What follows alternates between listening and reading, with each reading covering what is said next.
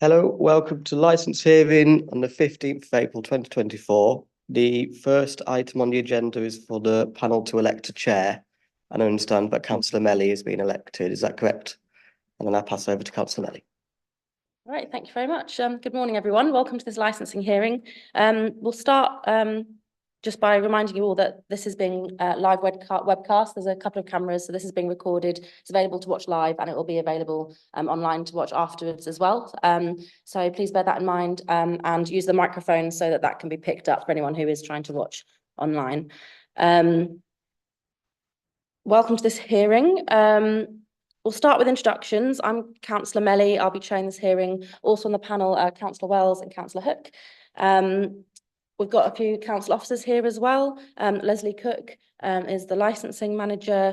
Rhys Williams is here from Democracy, and Sandra Brannigan is our legal advisor. The applicant, hello, welcome. Karl Smith, would you like, yep. And we have one representative, Sue Richardson. Hello, welcome. Declarations of interest. This is just for members of the panel. Do any of us have any interest that we need to declare in any of the business on this agenda? I haven't got a financial one, but I am acquainted with Mr. Smith, who lives in Poppleton. So that's, yeah. Great, excellent. Thank you, but you feel you can take part. Great, thank you.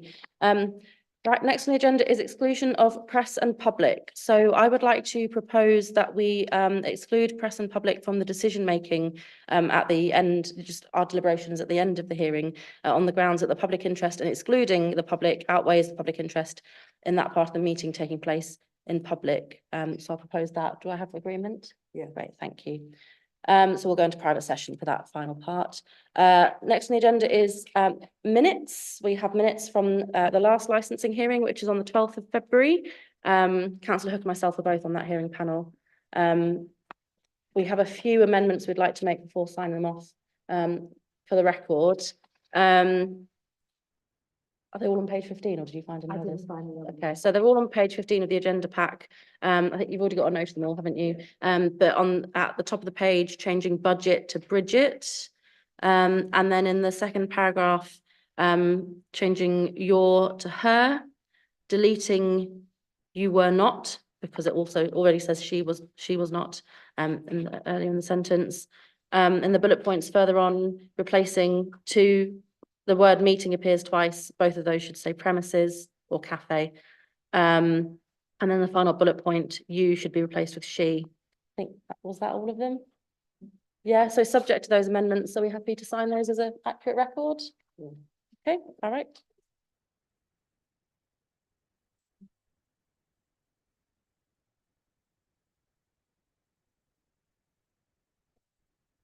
Okay, so now the main item on the agenda, which is determining an application by Karl Smith for a premises licence for St Lawrence Church and Community Hall. So, can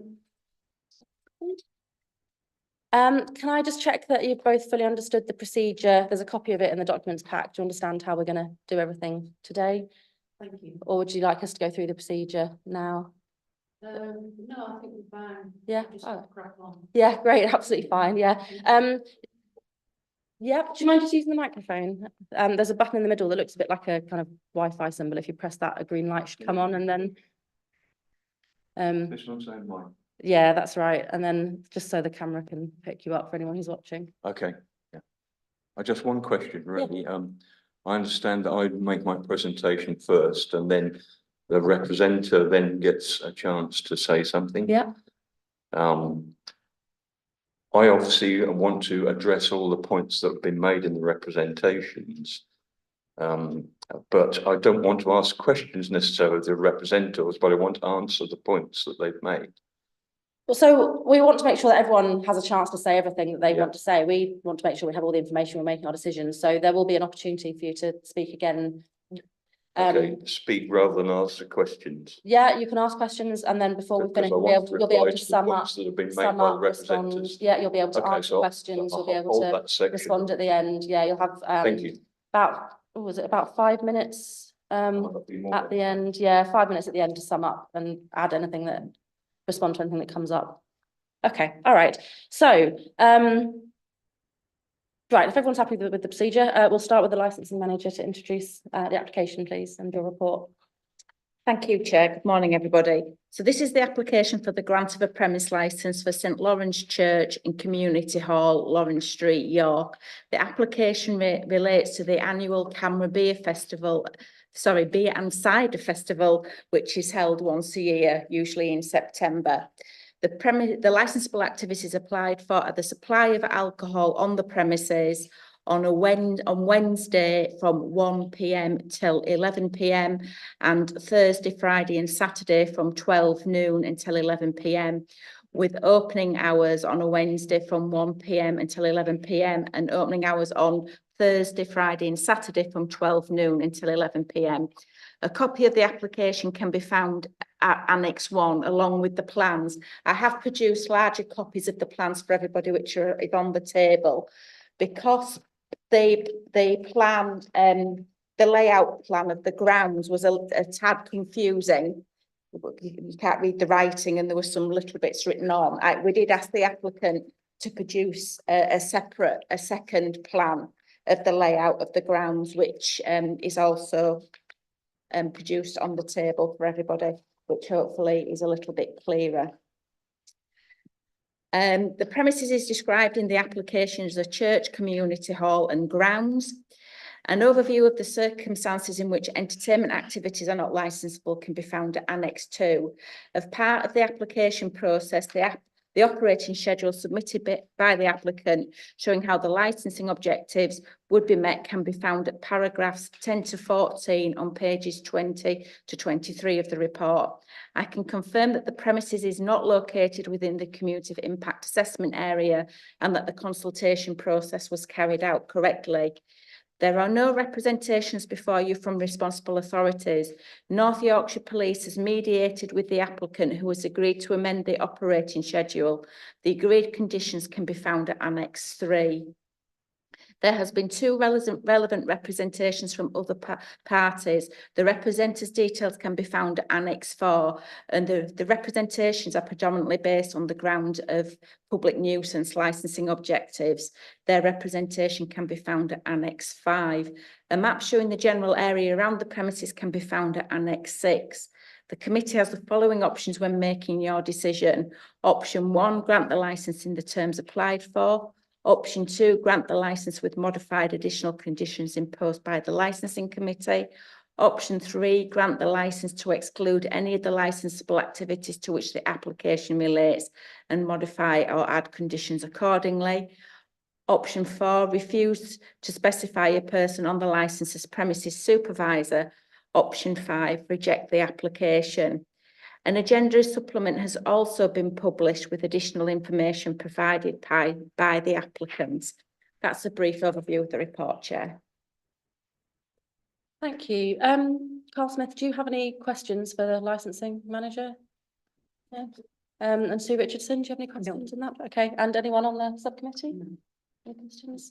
I just have one question, please, Leslie, which is about, so there's a standard condition to do with valid ID and what ID is acceptable. And then there's also in the operating schedule, proposed operating schedule, it says that only, sorry, I found the exact wording, only UK passports and UK photo driving licenses and UK pass proof of age will be accepted.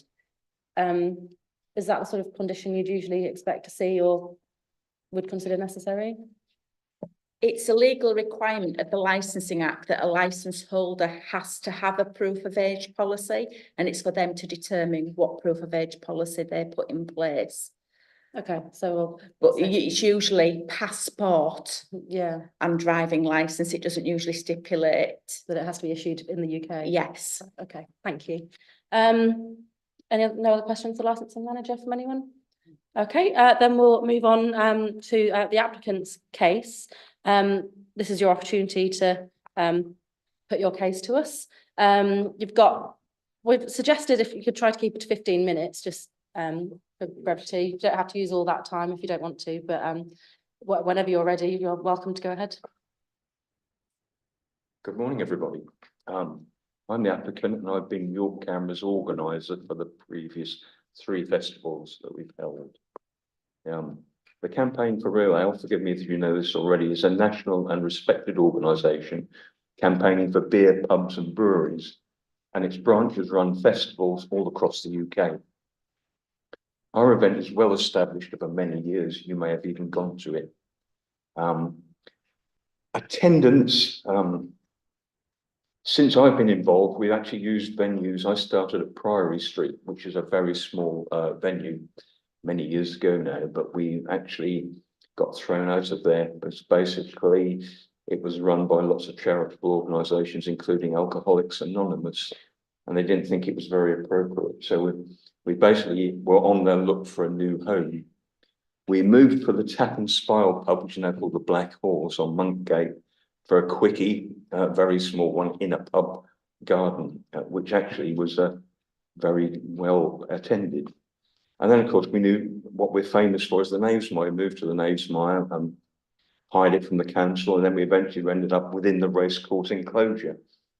And last year at St Lawrence. As is the case in many CAMRA beer festivals, attendance has been declining since about 2017. We had a peak of about 10,000 customers over the 4 days back in those years. This meant that a large outdoor festival became increasingly unviable, and a change of venue was necessary.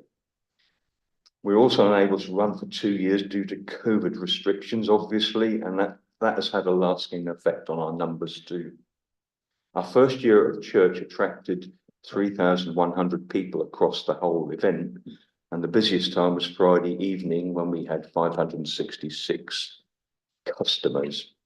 Not all at the same time, I hasten to add. People come and go during the session, so the actual numbers on site would have been less than that. So we're now basically about a third of the size that we have been in our heyday, and the vast majority of our customers come from the York area. We know that because we've done some research. CAMRA policy is to promote responsible drinking. It's about showcasing the variety and quality of ale, not about quantity, basically. The odd customer, I have to say, it does drink more than their limit, but we are used to managing these over many years, and we escort them off site as nicely as we can, or we've even been known to call an ambulance if they're in that parlous estate. But generally speaking, that's very small numbers. We have never had any significant incidents in 40 years of running a local festival. Certainly nothing that should give any cause for concern over our support for the 4 licensing objectives. We have always enjoyed good relations with the police, who have never had cause to object to the festivals either in that time. Put simply, that's because we know what we're doing. We actually start planning a festival 9 months in advance. It's like a pregnancy almost. And we hold monthly meetings with our team to update and develop plans and procedures. We have detailed operational plans that have been tuned with the benefit of this long experience. These include health and safety and fire issues. Every year, the organisers review the event manual, health and safety plan, project plans, and update as necessary. This is the bulk of the information I sent as an appendix. I would not have expected you to read it all through because it's quite substantial, and you'd be pleased to know that I'm not intending to go through that in any detail at all. I only presented to give you a flavour of the fact that we are a serious organisation and we organise properly. We have an experienced management team that ensures that we can execute the festival safely and efficiently, and a large pool of well-briefed volunteer staff to carry out the various roles we have.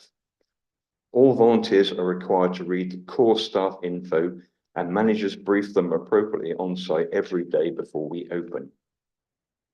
We use stewards from CAMRA's experienced team Tango and some of our own volunteers to maintain public order and security.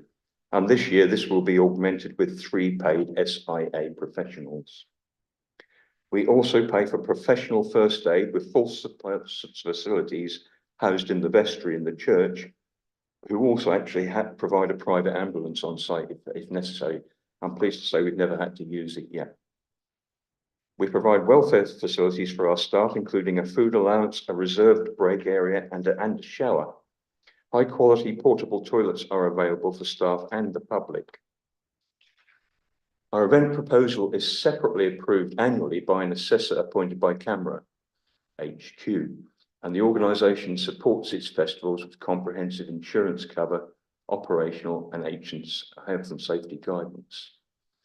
It is also approved by the York Diocese, who have granted a 10-year faculty to continue the event. We have developed a good relationship with the parish church and work with them to develop the event. I think I'll leave it for there for now. Okay. Thank you very much. There's an opportunity now to ask questions of the applicant. We'll start with the representative, Sue Richardson. Do you have any questions of the applicant? No, I wish him well. I really do. What he's doing is good. It's just that where they're planning to have it, it's totally wrong. Okay, so we'll just see if anyone on the panel has any questions, then we'll come to your opportunity to No make that problem. point. Do you have any questions from the panel? Yes. Yeah, go ahead. Can you, hello, Hi. can you tell me what the arrangements are for, at night time when the event closes at 11? Yep. What procedures are in place for that? Sorry, I forgot to turn off the microphone. Of course. Like a pub, basically, we call time, we call last orders at 1:45, I believe, and then we call time at 11 o'clock. And then basically our bar staff withdraw and stop serving. Obviously, like a pub, you get some drinking up time. So we allow something like 20 minutes for people who naturally do tend to vacate the premises anyway. But there are a few stragglers, and then what we do basically is we start to basically sweep the whole site from the back and politely ask customers to drink up and leave. And then the stewards basically like form a cordon, and they gradually funnel any stragglers left outside the entrance. So generally speaking, it's empty by about 11:30 at the latest. We also, obviously, we don't allow people to take alcohol off site, so they have to empty their glass before they leave the boundary. Does that answer your question? Thank you very much. Any questions? Yes, it's on. Go ahead. It says somewhere in here that at night you tend, the people at the event tend to go indoors. Is there capacity for people indoors if you've got 566 people in there, or are most of them outdoors, or was I hallucinating? It depends on the weather and the temperature, obviously. We never allow excess of our fire limits. So basically the fire limits are, I think they're somewhere in there. Last year, the church was 450 and the hall 208. Last year, we controlled the entrance to the building with clickers. There's an established process where you click people in, click people out by subtraction, you know. Also, our experienced stewards visually check as well. So they look for overcrowding no matter what the numbers are. And if there's any concerns they're getting near, they will start to limit entrance into the buildings. This year, we're doing something different. We're actually controlling entry to the site at the gate. So we'll be clicking the numbers into the site and out of the site. So we'll know overall how many people there are there. And then we will expect stewards to be monitoring the buildings in the same way that they normally do to see if there's any overcrowding problems. And if we think we're reaching a stage where there's too many people in any of the buildings, we will operate a first in, first out policy. Does that answer your question? Yeah, I was more thinking about how many people outside that would be heard by us, other people, but yeah, that's answered the question inadvertently, yeah. I just have a question, a supplement really to Councillor Wells' question about people leaving. How will you be ensuring people leave quietly? Well, we don't put sticking tape over them, that's for sure. But I mean, we've got 1 year's experience of this site, and all I can say is that they're pretty much gone, but there aren't very many left over. There were many more we had to sweep when we were at the racecourse. It's a much bigger event and a much bigger area. So basically, there are very few. But obviously, if people, all we can do is make sure they drink what alcohol they've got left, don't take any off-site and obviously disperse into the city in a peaceful and friendly way. Obviously, we have security people available should there be any border issues. Okay. The application is only for on sales, not off sales. I couldn't see anything in your operating schedule or proposed conditions about preventing people taking alcohol off site, apart from open containers. Could you tell me more about how you'll be preventing people from taking alcohol off site, not just in open containers? There's a steward posted at the gate at all times when we're in session. They will not let anybody pass with alcohol in their glass. Basically have to tip it out on the glass if they haven't drunk it themselves. Okay. And a question that I asked of the licensing manager earlier about your ID requirements. And you've said that you'll be requiring people have UK issued ID, UK passport, UK driving license, that sort of thing. Can you tell me a bit more about that and why you felt that was necessary? Sorry, I don't understand that question. It's in section E. We don't check the ID of our customers. It says that the age of any person who appears to be under 25 will be checked on entry. The forms of proof of age that will be accepted to you are UK passport, UK photo card, or pass/prove it, which is a UK scheme. I see. Age verification. Yeah, so what we do if a young person comes along who isn't from the UK, doesn't have UK issued ID, is of another I'm not the nationality. steward, I'm not the chief steward. I hadn't anticipated that question, to be honest. Okay. But I see, I can find out. Yeah. My final question was about the car park. I was wondering if you just explained that there's a car park referenced in the representations from some objectors. I was just wondering if you could explain on the plan, explain to us where the car park is and whose ownership it's in, what it's usually used for. Yep, Sort of so we hire 2 pieces of land to run the festival. The bulk of it is owned by the church. That's the church hall, the buildings and the churchyard, and the drive is owned by the church.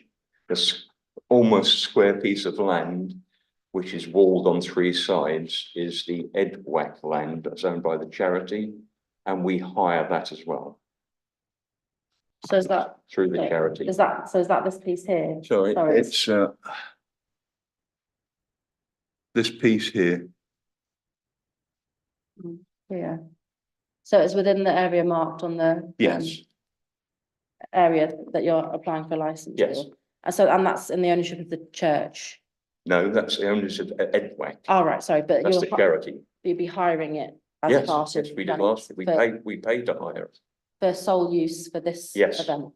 for specific reasons that we've talked to them about. Okay. Do you know what that area of land is usually used for when this event isn't happening? It's pretty empty most of the time, but it's car parking for the Edwack residents, I understand, of which there are 6 properties, I think. Okay. Any other questions for the applicant from the panel? No, okay, thank you very much. In that case, we'll move on to give the representative an opportunity to talk to us as well. Again, if you could try to keep it to less than 15 minutes. Certainly. Yeah, and you're welcome to just go ahead whenever you're ready. Thank you. There's 6 cottages. I live in one of them. Last year, we didn't know that this was happening, so we didn't put in an objection. This year, we found out it was going to be happening again. The residents of the cottages, you've got to understand, mainly elderly, and a lot of them have ill health, and it's not right. Last year, we had a huge fence separating us from the car park. The fence has now got blown down in the wind. So we may as well say those camper vans that are going to be in there, they might as well be on our front garden. There's nothing, with no privacy, and we have no security. Also, the lady that lives next door to me, she's coming up to pensioner age, but she's not yet retired. She works in a nursing home. She works weekends and she has to be up very, very early to go to work. So it would affect her sleep as well. It did last year. It's just where they're planning on having it, it's wrong. And the man that lives in the end cottage facing the car park, he gets the brunt of it.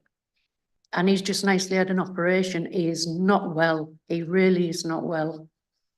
And whichever way you look at it, it impacts on our quality of life. And also, last year, relatives could not get into the car park. I'll refer to Ellie. Her son wanted to come and see her because she'd not long been out of hospital. She had a heart attack. He couldn't get into the car park. I did actually, I'm not very good, I admit, at taking pictures, but unless you actually see, you know, the cottages facing onto the car park, you don't understand, and you don't understand the impact that it will have. Bear with me, please. Are these photos that have been submitted already as part of your representation? No. Can we accept new documents? Well, Chair, I think the procedure in the agenda says that anything that hasn't been submitted prior to the hearing, I think I'm looking on page 4 of the agenda, any documentary evidence that is not submitted by 3 working days before the hearing will not be admitted without the agreement of all the parties. If it is essential to a party's case that the material be admitted, then the subcommittee will consider adjourning the remote hearing to allow all parties a fair opportunity to consider it. So the usual rule, Chair, is that material is not to be admitted at the hearing, which the other parties have not really seen. Unless, of course, the applicant does not object. But I don't know whether he's seen these photographs and what they show, and why it is essential to a party's case that they should be admitted now. It's hard to know without seeing them. Yeah, are you able to describe to us in words instead? Well, I can try, my darling, but when I say the fence came down, I'm not talking about 1 panel, 2 panels. I mean, it's huge. We're left with a huge opening. It's just unacceptable. As I say, the camper vans might as well be in our garden, because that's what it'll be, because the car park is an extension of the garden. I mean, you've got the noise, you've got people first thing of the morning walking around in their pajamas and what have you, and it's with no privacy, darling, none. Is that the end of your representation? Questions? Is that everything? Have you said everything that you'd like to say for now? Basically, yes, Yeah. because as I say, my love, unless you see it, you don't understand. We'll have the opportunity for questions. Oh, sorry. All right, so we've got the opportunity for questions now. Karl Smith, would you like to ask any questions of the representative? Yeah, go ahead. Who owns the fence? Well, of that, Who owns the fence? well, it was put there for our protection. All right, we maybe don't own it, but Do you know who owns the fence? Edward? Thank you. Any other questions? Does anyone on the panel have any questions for Sue Richardson? Yeah. Go ahead. It's sort of following up on that. Have you approached the people who own the fence to ask them to rebuild it at all? Yes, we've begged for it to be put back up, literally. Right. It came down, the first part came down just before Christmas, and then the second part came down in January. And we've been asking ever since, please, can we have it back, please? Right. We've had strange people walking around the garden already that we don't even know who they are. We need it back, we do. Got another question? Yeah, Yes, go please. ahead. Can, last year was the first year that it was there. Yes, I'm not meaning the fence now, I'm meaning the, yes, the festival. yeah. And you experienced noise in the night. Can you tell me a little bit about that? What time the noise went on till and Well, that sort of thing? I went to bed roughly about 10 o'clock, that's normally when I go to bed, and I was laid in bed and all I could hear was music and somebody shouting over a tannoy. Do you know when that ended? Roughly? No, because I was No. just trying to get to sleep, darling. I didn't. No, that's fine. Don't worry. Thank you very much. Any other questions from anyone on the panel? Nothing. Have you got another one? No. No? Okay. This car park, Mhm. who is it usually used by? What's its usual use? Normally it's used for when relatives visit or one gentleman was very, very ill and an ambulance was called and they used it to, I think they were resuscitating him. It's for visitors. It's also used if the church has any events.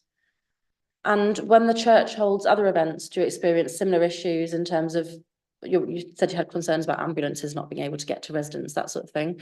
Does that happen for other church events, or is it specifically to do with a licensed event that you have those No, the concerns? ambulance that was actually called was for one of the residents that was ill.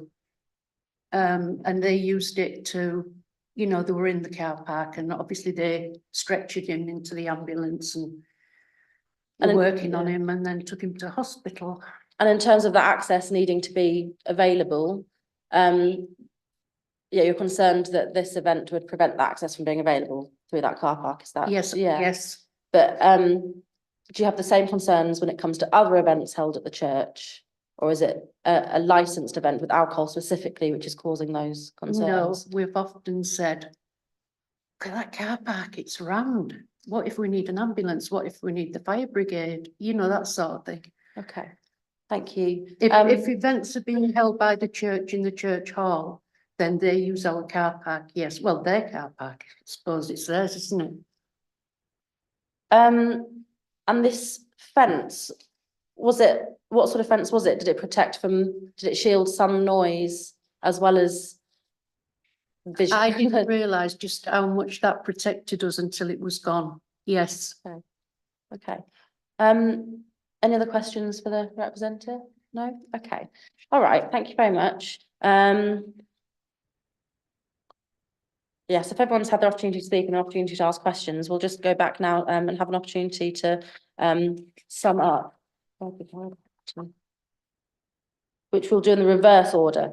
So if the representative, if you would like 5 minutes or so to add anything, sum up anything. I don't know what else I can say. No, that's fine. You don't have to take the opportunity, and then we'll give the applicant the same opportunity, just a chance to add anything else that you've thought of or sum up your Okay, case. so I want to respond to a lot of the comments that were made.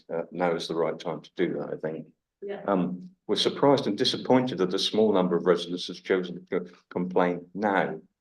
Considerable effort was made to engage with EDWAC, and we agreed with the trust to hire their car park in payment for a significant sum. We try hard to be responsible and accommodating where possible, and it might have been useful if they'd complained to us at the time or shortly after the event, rather than 6 months later. We have not received any formal complaints from any other residents neighbouring the site. Many of them live closer to our activities than the cottages. Although I feel many of the comments made are not relevant to the licence objectives, I'm going to reply to all of them. Noise, first of all, tannoy system. Our management team are equipped with radios for confidential internal communication. The existing PA system in the church is a sound reinforcement system to benefit those who are hard of hearing. This is used by the church for all services, including evenings and late night. For example, Christmas communion over midnight, Christmas Eve. We use this to make public announcements when we are in session. We use it to call last orders and time in the church. And actually, we know this is not easily audible outside, as we had to use staff to make these announcements in the garden of the church because customers couldn't hear them outside the church. The system would also be used in the event of the need for emergency evacuation. There is no external sound provision. Loud music late into the night. We do not use live music on this site. Any recorded music is played inside the buildings at low volume, and only when we are in session up to 11 o'clock inside. Noise from the caravans. The car park temporarily houses a few key workers in small caravans, camper vans, who need to rest at the end of each long and busy day. If you've ever worked at a beer festival, you know what I mean. They do not make any unreasonable noise. This arrangement was agreed with the trustees prior to the event. Almshouses privacy. The Edward Lane was used for staff who were sited as far away from the almshouses as possible. The car park is walled to about 5 feet high on 3 sides. The wooden fence along the almshouses boundary blew down in strong winds earlier this year and is due to be replaced by a wall with iron railings on top. This improvement has been agreed by the trustees of the almshouses, and it's hoped that the work will be completed over the next few months, in other words, prior to the festival. Obviously, that's not our consideration. It's not us building it. On the west side of the almshouses, actually, is the large 4-storey student accommodation block, which is nearer to them and overlooks them. Other points that have been made is a very large marquee erected over the graves. If you see the photo that I submitted, number 6 of the documents I sent, the marquee was of modest size, that's 12 by 6 meters, and provided shelter and additional seating, particularly for families, as children were not allowed in the buildings last year. With the church's permission, we used a flattish section of the ground near the railings, which does not contain any graves. Children and dogs running around the Garden of Remembrance also see that photo. As requested by the church, we enclosed the Garden of Remembrance with pedestrian barriers and signed it accordingly. At no time did we see this disrespected by our customers. Dogs were only permitted on a lead. Emergency vehicle access to the almshouses. Actually, I don't think this is relevant. I think it's a matter for EDWAC all of the time. It's a general question which applies at any time, is not relevant to the church site or our use of it. However, during our site hire, there is continuous emergency access via the drive from Lawrence Street. When in session, we do not allow vehicular movements for safety reasons to avoid conflict with pedestrians. But on occasion or for emergency vehicle access, we can walk a vehicle through with a member of staff. Outside opening times, the gate is open. Of course, we will always be prepared to assist where we can with access to the almshouses if residents have an emergency, as you would expect. Poorly maintained road. I can't see how this is relevant to us. We don't own the road. I assume they mean the drive, which is church owned. However, we have been in discussion with the church about site improvements, including the resurfacing of the drive. Unfortunately, this would be a major cost dependent on the availability of funds, and is not likely to happen in the short term. Use of car park and almshouse visitors' cars. We are disappointed with these comments. We paid EDWAC for the hire of the car park and were asked to leave 6 spaces for residents. This we did at all times, although they were rarely used. Our site manager also did a lot of work clearing up the area and removing undergrowth. Note that we do not have any public parking as we're an alcohol-led event. Customers are encouraged to walk, cycle, or use public transport. Appropriateness of event.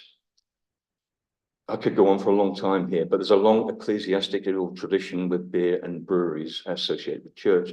Camera partners with many churches, including cathedrals up and down the country, to hold beer festivals.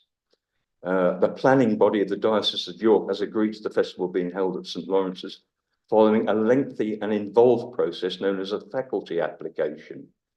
This provides opportunities for local residents to object to any changes or activities taking place in a building.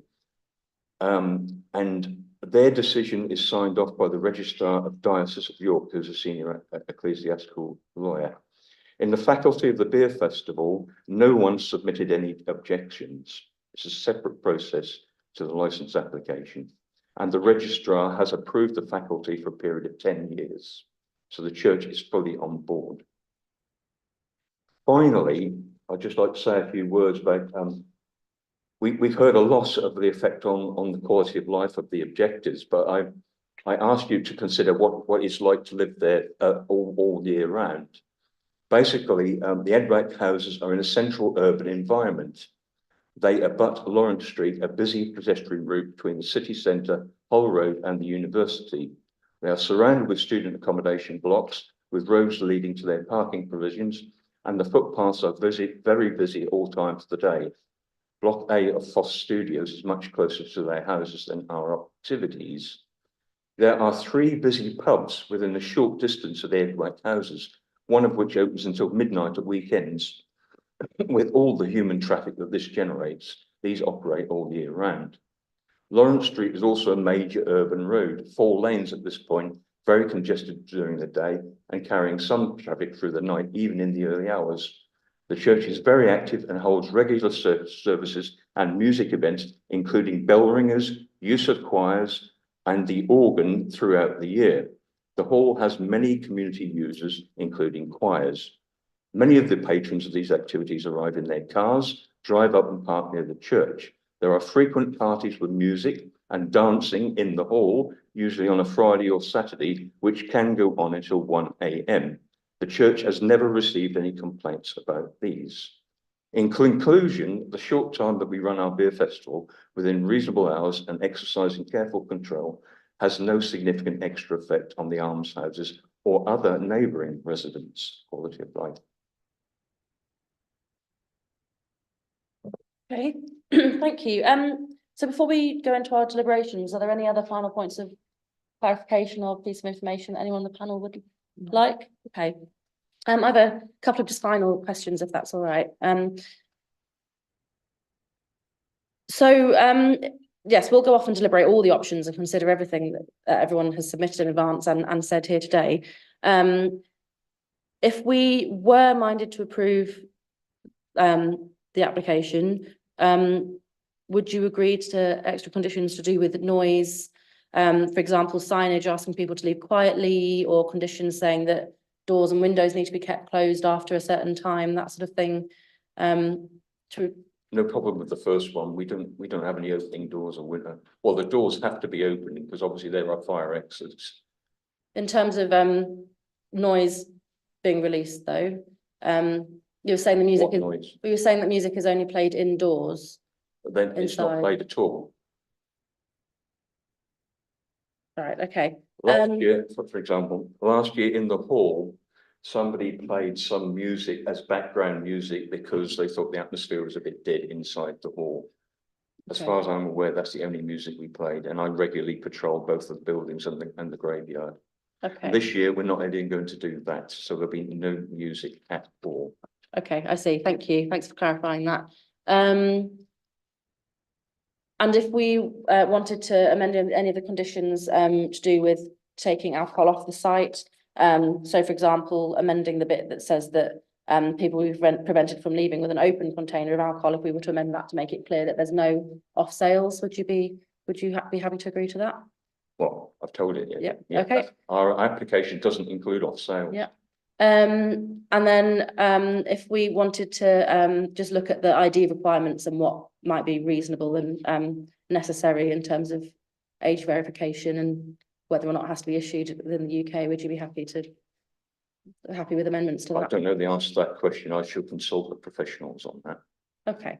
But obviously the police have already put a condition that requires us to age verify, and they've stated how we should do that in their conditions. Councillor Melly, just Yeah. to interrupt, sorry, if you look at page 57 at point 5 of conditions we agreed with the police, Yeah. they have actually reworded a condition regarding IDs. Yes, but I think the part about UK ID is still would still be in the operating schedule, which would become part of the conditions as well, wouldn't it? We would supersede that with the condition agreed by the police Yeah. if that was minded by members to put those conditions onto the licence. Okay. All right. Okay. Thank you. Thanks. Okay. Any other points of clarification, or do we feel we have everything now to be able to make our decision? Okay. So in that case, we'll close the public session now, and we'll have some private deliberations and make a decision today.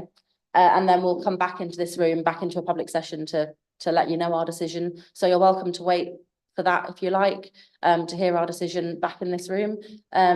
Or you're welcome to leave now, and the decision, summary of the decision we post on the website, is that right? And then a full decision letter will be sent to all of you soon. All right, so thank you all very much for your time and for coming. We'll close the public session now. Thank you very much. Thank you.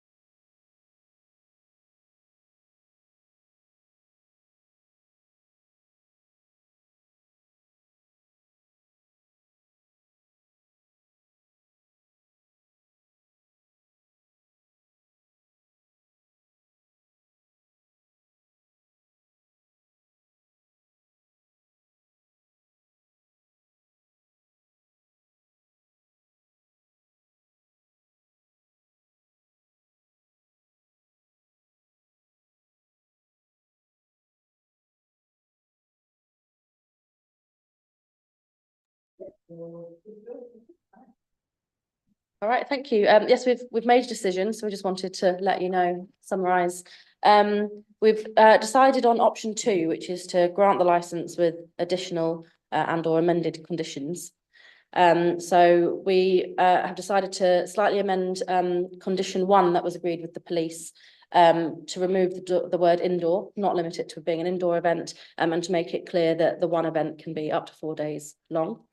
And we've decided to amend condition 5 as agreed with the between the applicant and the police to make it clear that the part about alternative ID, fingerprints, that sort of thing is subject to future legislation and will need approval of the local authority, licensing authority. So that's a summary of the decision. A full decision notice with all the details will be sent to you and published in due course. Okay, thank you very much for your time. Thank you. Thank you. Bye.